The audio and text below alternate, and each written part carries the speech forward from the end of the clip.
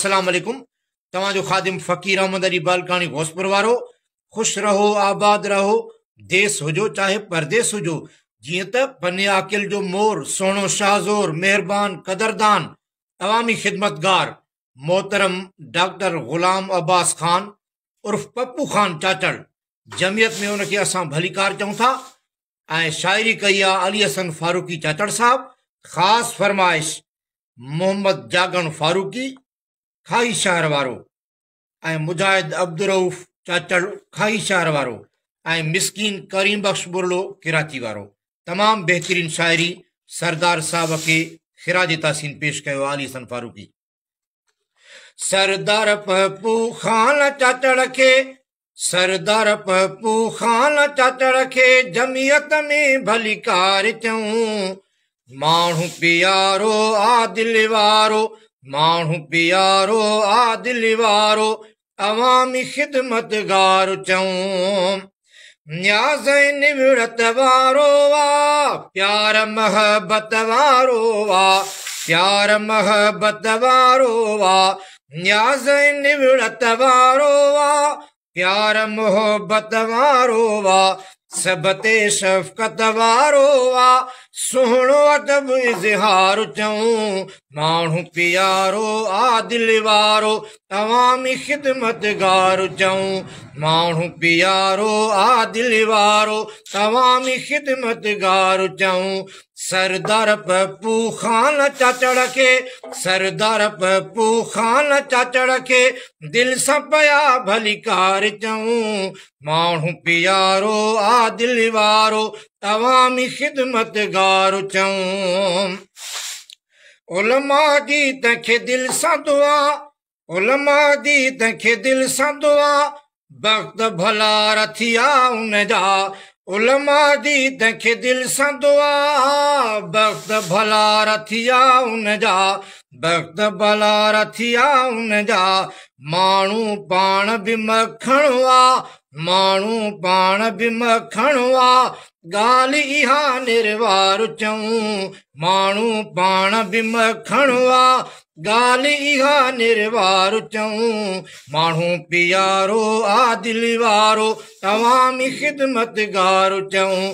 सरदार पप्पू खान चाचड़ के, डॉक्टर गुलाम अब्बास खान के जमियत में भलीकार चऊं। माण्हू प्यारो आदिल वारो, अवामी खिदमतगार चऊं। पने अकिल जो मोरो आहे, दिल जो बि त दिलेरो आहे। पने अकिल जो मोरो आहे, दिल जो बि त दिलेरो आहे। वोट खटण वारो शेरो आहे, वोट खटण में ज़ोरो आहे, वोट खटण में ज़ोरो आहे। अवाम जो तंहिं सां प्यार चऊं। माण्हू प्यारो आदिल वारो, अवामी खिदमतगार चऊं। सरदार पप्पू खान चाचड़ के, सरदार पप्पू खान चाचड़ के जमियत में भलीकार चऊं। सरदार पप्पू खान चाचड़ के जेयूआई में भलीकार चऊं।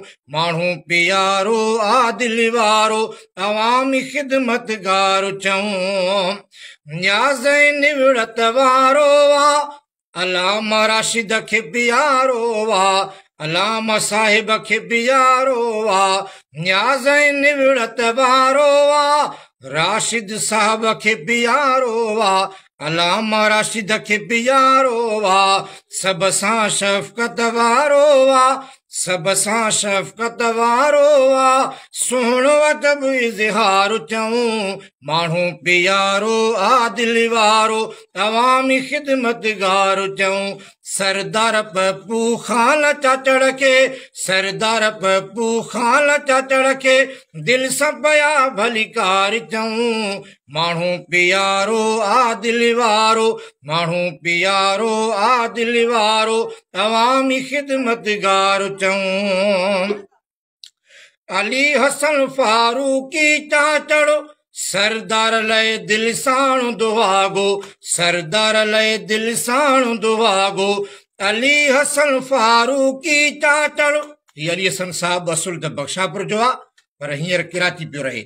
अली हसन फारूकी चाचड़ो सरदार लय दिल साण दुआगो शाद हुजे आबाद हुजेगी शाद हुजे आबाद हुजेगी दिल सां पिया बार बार चऊं शाद हुजे आबाद हुजेगी दिल सां पिया बार बार चऊं माण्हू प्यारो आदिल वारो तवामी खिदमतगार चऊं सरदार पप्पू खान चाचड़ के सरदार पप्पू खान चाचड़ के जमियत में भलीकार चऊं माण्हू प्यारो आदिल वारो तवामी खिदमतगार चऊं माण्हू प्यारो आदिल वारो तवामी खिदमतगार चऊं।